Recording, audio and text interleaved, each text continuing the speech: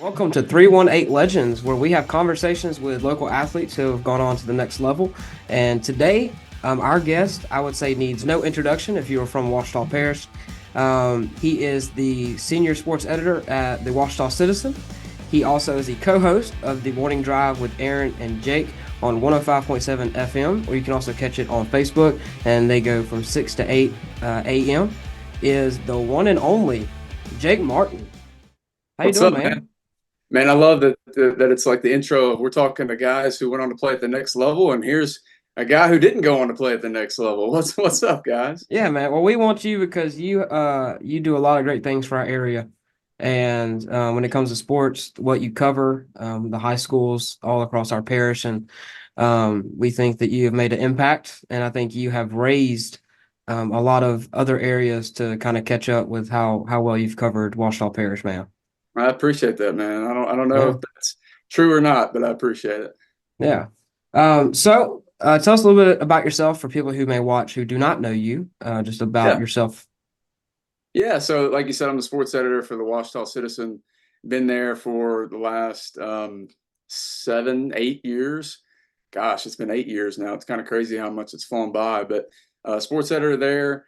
Um, while I was at the newspaper covering the high schools for Ouachita Parish, met Aaron Dietrich over at KNOE, and he had a radio show, and he was like, "Hey, man, come on!" and went on a show, and I guess never stopped going on. So we've had that show together for gosh, I think 6 years, 5 or 6 years now, and it's a lot of fun, man. That's kind of the gist of it, just covering local athletes and local coaches and trying to tell stories around the area. Yeah. Yeah. I mean, that's what we want to do with this show too, is just stay Yeah, local and cover some cool stories that maybe we haven't heard about. So as our first episode, the reason behind this show was I met a guy at a doctor's appointment with Henry one day, and his brother played at the University of Arkansas back in like 2003, played basketball there. And I didn't know this guy. And it just made me think how many people from this area have really cool stories in sports that maybe we've forgotten about, or maybe we yeah, haven't heard about because it was so long ago, or maybe they went to a D2, but they have some really awesome stories. And again, like I said, that's partially because I've been watching you and even Aaron for a very long time, ever since I was a kid, at least on KNOE, and then what y'all have done recently. So we just want to ask you a few questions, more about our you. way. Yeah. So we know that you went to the Vidalia High School. What sports did you play? I just played football when I was going to junior high. I played everything growing up. Well, I say everything. I played baseball, basketball, football growing up. And when I went to middle school, I just kind of started focusing on football, and I kind of carried over into high school, and that's really was my focus. I was not a very good player. I was average at best, but I loved it, and I worked hard at it. And um, I had the passion for it, like I think a lot of people do when they play high school sports. It's like, it's kind of hard for people like myself who are not good enough to go play at the next level, because you're trying to figure out, all right, what do I do with my life now? Because there's so much time working out, conditioning, whatever it is, practicing, watching tape, whatever it is that you spend on football. And when that was over, I was scrambling. I didn't really know what to do with myself. But as a team, we weren't very good. We were average at best again. I mean, we played against some really good teams. And back when I played, the days kind of fluctuates from 3A to 2A, and we were 3A, so we were playing some bigger schools. Just didn't have a ton of success in doing so. But yeah, we were average, and no real great stories to tell you. I guess from my playing days when I was young, I guess the funniest story is when I was a sophomore. I was on the kickoff return team, and it was like me and a bunch of skill guys up there. For some reason, I don't know why I was up there. I wasn't very fast, but I remember we were playing against, and this was varsity at the time. I remember we were playing against, I think it was Marksville, and they were like looking across. They were going to kick an onside kick, and I could tell they were just eyeballing me like, that's the guy. That's the guy we're going to kick to. I did catch the onside kick, but I was absolutely annihilated, and got made fun of for quite a while there for getting my head taken off. But that's probably the funniest story I've got from my playing days. What position did you play in high school? So I kind of fluctuated throughout my career. Going into my senior year, Coach Faircloth decided, hey, we're going to go to a spread offense, and I want you to play center. And I was like, I've never played center in my life. What are you talking about? He said, oh yeah, you'll be fine. And his thought process was, I knew all the positions, and I would be able to kind of, blocking wise, I could tell guys to my left and my right, where to go, what to do, what we're doing on this play. And he was like, no worries, you'll get the snap down. It's fine. It's not that difficult. And so he said, you know what? I want you to come up here before we work out, and I want you to, you can take practice snaps. And so, I think we work out at like 9 a.m. and I'd get there like 30 minutes earlier. And the very first one, I snapped it way over his head. It hit the bulletin board and knocked some papers down. And he goes, oh boy, we got a lot of work to do. And we sure did. But yeah, it worked out. I think I had like one bad snap all year though. So I'll hang my cap on that. Man, yeah, you're better than Alabama center. That's true. So so of course you say you didn't play at the next level, but we know that you went to Nicholls State, correct? Yeah, yeah. Went down to Yes. Nicholls State. So what got you into just journalism in general? Yeah, so I love sports. My dad does this for a living still today. He's done it for 4+ decades. He's getting close to 5 decades now. Um, and like I was talking about when football was over, I was like, man, what am I going to do? Because I never really spent a lot of time thinking about what I was going to do for a living. I wanted to be in sports somehow, but it wasn't like writing was this huge passion for me. I'll give a lot of credit to we had a teacher, Miss West at Vidalia. A lot of people did not like her when they were taking her class because she made us write a bunch. But I think because of her, I got a little comfortable writing a lot. And so I was like, okay, maybe I can try to follow the path that my dad did and write about sports, and I'll still be close to sports because, sports was my life growing up. And went to Nicholls State. And one of the reasons why I did go to Nicholls State, it's a silly reason, but is the reason that I chose. Um, they had the Manning Passing Academy down there. And I knew if I went, I would get to interview some of the best college quarterbacks in the country. And I'd also get to interview the Mannings. And on top of that, like people like John Gruden would come down and I'd get to interview people like that. And so I thought that was a really good experience because, growing up, I was very shy, extremely shy. And I didn't, that's another kind of funny reason where I go to Nichols and they like just they give you like 3 classes of what to do, what not to do. And I'm talking about when I worked at the student newspaper, and they said, all right, go get a story. And I'm like, man, I follow sports. I'm a sports fanatic, but I don't know how to interview coaches about it. Like I've never done that before. And it just kind of threw me into the wolves. And then when you throw the Manning Passing Academy in there as well, where you're literally starstruck interviewing Peyton Manning, I think that helped me out a lot. Kind of pushed me to get out of my shell and helped me be able to talk to people who you admire because you're going to talk to a lot of people that you admire in this business. And yeah, that really helped me. What were some of the steps, I guess once you got into Nichols, what were some of the steps or like, were there any classes that impacted you a lot that with journalism that got you into to where kind of Yeah. where you are today? Yeah, so I tell anybody who wants to do this, I tell them you need to do a lot of internships. And I know you asked me about classes, but I would push that first because I did a lot of writing for free when I was in college, a lot of writing. And work my tail off, just trying to get my name out there. I just want to get a byline. In fact, I also write for Danny Don to this day. When I was in college, I was writing for Bleacher Report at the time, and when I met Scott Long, who's the writer for Danny Don, and it's a for those of you who don't know Danny Don or what DannyDon.com is, it's the longest running LSU fan blog. Okay, so like I grew up reading it. I think a lot of people did. It was back in the '90s when the internet wasn't that huge. Anyway, I remember talking to him and he wanted me to be a ghostwriter. And I was like, man, if you could just put my name out there just a little bit, because I was still looking for jobs and this is a tough business to crack into. So things like that helped.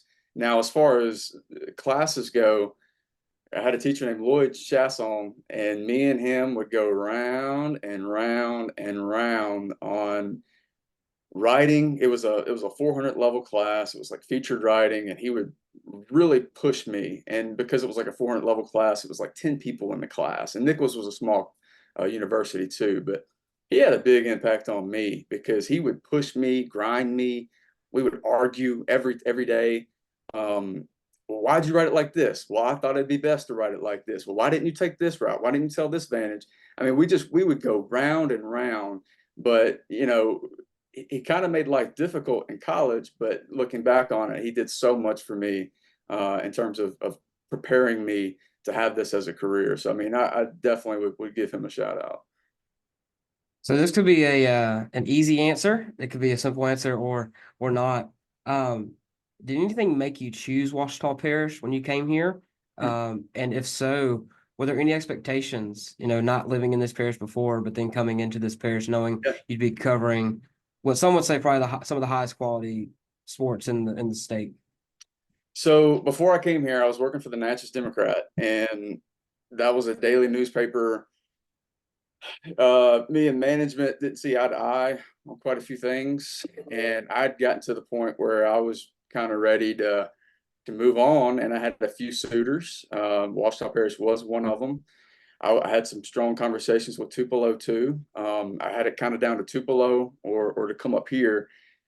And at the time, I started dating now my wife, and she went to Louisiana Tech at the time, or she was graduating from Tech. She was working at Louisiana Tech. That's what she was doing. And so she strongly wanted me up here. That had an influence. But the reason why this was definitely one of my finalists and ultimately the place I chose is, I give Aaron Dietrich a lot of credit. Growing up, I would watch the Blitz a lot. You know what I mean? Mm-hmm. And I would watch highlights of Neville and West Monroe and Ouachita and OCS and like all these schools that I grew up watching. I knew this was a hotbed for football, and football is ultimately my favorite sport. And I wanted to cover big time high school football. And Mm-hmm. so that was a big part. That was a big reason as to why I chose to come up here. And to answer your question about did it, I would say it surpassed my expectations in a lot of ways. The passion of the fan base, like it just takes you, look, this is a business too, right? And so you're trying to figure out, all right, what's the best way to cover this area? And I think you just have to go to a big high school football game to understand this is where the passion is. People care about high school football. People care about, and then obviously, look, I just covered the Red at Ouachita, and when Carroll and Wasman played, unbelievable atmosphere, like unbelievable. Like people care about all sports here, and then baseball. You got some amazing. That's the thing that surprised me. To answer your question, I knew there was great football talent here. I expected that. That was part of the reason why I came. I told a lot of people from back home, I was like, you won't believe the baseball talent that's in this area. Like there isn't some incredible baseball talent. And like you can think back, I know y'all are gonna have Jacob Pearson on at some point.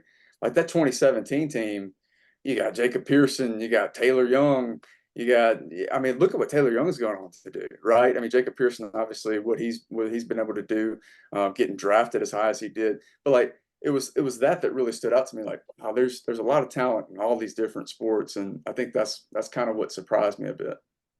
Yeah, and we'll also have Taylor Young on. He also has said yes to this. Um, so the next question for of course Ouachita Parish, but um, why high school sports? Yeah, Why not college or try to go pro? What about high school sports does it? man, it's just so pure, and it's just it's I don't know, like I think part of it for me was because my dad covered high school sports, and so when I was a kid, I would go to Vidalia and Faraday games with dad, and there's something about a band playing. There's something about just the high school athletes giving their all. When I was a kid, I looked at these guys as like superheroes, and I think a lot of people in the communities do. It's always weird when you think back and go, man, I thought they were like 30 years old out there playing, and they're just teenagers. But that's kind of the way you feel when you're a small kid growing up, going to these games, Hmm. like superstars to you. The whole roster, like it just means a lot to you, and it just brought the community together. And an important thing too, like Vidalia was really good when I was young. So like early 2000s, they went undefeated in back-to-back seasons. Like they had a chance to win a championship. They didn't, but they were extremely good. And so when I would go to games, like that's where you were on Friday nights. Like everybody in the community went to the games. And you've got, stories like Gina this past year where that was kind of similar. Like they're on this epic run and everybody in the Yeah. community showing up and like just awesome. There's nothing quite like that. And I think I love college football. I would argue college football could be my number one. Some days it feels like it is. But there's just something different about high school football. There's so much talk in college football, especially today, about NIL money and all these other things, transfer portal. And I know we have some transfers in high school, but it just feels more pure. And it just feels like everybody on that team, most of them grew up in this area, and that school means something to them. The school colors mean something to them. So to answer your question, I guess it's the purity of it. And Mm. look, man, just go to a local game here. And I don't think it'll take you long to kind of answer that question when you see how much people care and put forth into it. Yeah, I've always said that high school sports is the most genuine level. I Yeah. think just because it hasn't been tainted yet by anything of the level college has. You say just go to a game. Now, I grew up in this area my whole life, except for the few years me and my wife lived in New Orleans. And we've been to the big Ouachita West Monroe games where, they think they would do it. We were at the Ouachita West Monroe game when Ouachita finally broke the streak. Like you go, it was not this season, but last season. Stonington had just won state, and they packed out the visitor side of West Monroe for the first game of the season. And I think that's like a pinned post on your Twitter, actually, or it used to be at one point, Yeah. because you're seeing a small, like a mid 3A school packing out a visitor side 5A because they think, hey, we may actually do it, Yeah. and They like had that, chances too. Yeah. They had chances. yeah, That was a yeah, competitive game. and that's why I think it's the most genuine. I mean, just seeing the support of town and town. I love it. So last question for you. I sent this to you yesterday, so maybe you could have a few answers, but we said five, but if you don't have five, you just want to share a few. What are just some of your favorite moments covering this area the past 6 to 7 years? It's a tough question, man. I mean, there's so many different moments. I came up with four, but before I talk about those, like I gotta give a shout out to a lot of OCS baseball games, a lot of OCS football games. I gotta give a shout out to West Monroe softball coming back and beating Barb, Ouachita in the state championship softball, them coming back and winning the state championship the way that they did. I mean, there's just so many different ones. There's been a lot of Wasp and Carroll basketball games. Like I Mm, just witnessed one on Friday night, and it was unbelievable. There's just so many Neville Carr games. Neville, I would argue the Neville Rustin game, the AJ Allen game back in mm, 2021 when AJ scored, a kickoff return, a reception, and also a run, 99-yard run. Like he just was better that night than Rustin, and mhm. I mean some incredible performances like that. But if I had to get it down to four, I would say. You mentioned one of them, the West Monroe Ouachita game 2 years ago when Ouachita finally Mhm. broke the streak. There was something. I mean, first of all, it's an amazing game, double overtime game. Yep. That's been the best season I've covered too. By the way, like that's the season we talk about a lot on the morning drive, where every week we're like, that's the game of the year. Next week, Mm, oh no, that's the game of the year. Like it was unbelievable how awesome that year was. But that game in particular was great, double overtime game. Cardell Sermon scores on the 2-point conversion. Ouachita wins. But the reason it's special is if you saw the emotion. I remember I interviewed Carmicah Glass after that game. mhm. He was crying. These are Ouachita kids who have been told their whole life, hey, y'all ain't ever going to beat West Monroe, right? Y'all can get close, y'all can be competitive, but y'all ain't going to beat West Monroe. And for them to actually do it was really cool to see the emotions from the coaches. And I mean, gosh, the storyline too, if you think about, Todd Garvin being the head coach and he was demoted at West Monroe. He moved on. He goes Yeah. on to become the West Monroe head coach. And, we don't have time to tell that whole story, but but that's just, I mean, amazing. Like you talk about storylines, this area always gives you great storylines. That's one of them for me. Um, I can't remember the year. I didn't look it up. Sorry, I was lazy. Ouachita versus West Monroe. That might have been. This was basketball quarterfinals hoops. Might have been 2016. But Ouachita had beaten West Monroe every time they had played that year. I think they played maybe three times. Well, they meet in the postseason, and West Monroe was pretty good. That was when they had Jimmy Orange. He was a really good point guard for Mm, them. And I remember the line out the door, and I think it started at like 5 o'clock. It was so long. When people got in that stand in the stands, I tell people all the time, it's like, oh, it's a football area. You can't have that as the game of the year. It's a football area. I said it was up there for my game of the year because every single possession, fans were stomping, clapping, yelling. That's one of the best atmospheres I've ever been in. And West Monroe actually upset Ouachita in that game to move on to the top 28. But that's up there, man. That was pretty special. I'll never forget that. Sterlington back in 2016 when they go up against big mighty Madison Prep. Mm-hmm. Talk about a journey. They had never won the state championship. They're going on this postseason run where, every game was like a classic. I think one of them was a shootout with Kentwood, if I remember correctly. Forgive me if and then another one, I think they played Manny, came down to a field goal.